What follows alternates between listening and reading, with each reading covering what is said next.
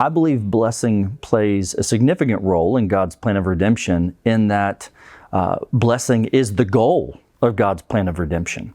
Oftentimes when we think about God's redemptive work, we can theologically kind of divide it up into different areas or different subjects or ideas. So we can talk about the atonement. We can talk about Jesus' cross work. We can talk about justification. We can talk about growing in holiness.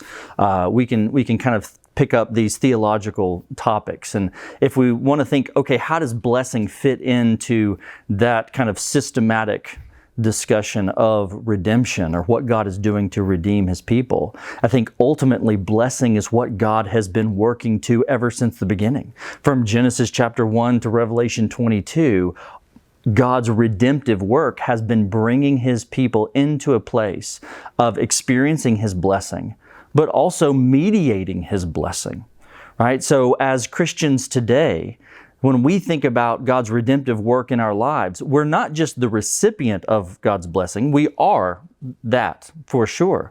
But Scripture also calls us to live lives that bless others so that we become a channel of blessing to the world, or that we become as lights shining in the darkness, as a city set on a hill, that God's goodness is not for us to just absorb like a sponge, but in fact it is to be displayed as God's people live lives that bless others.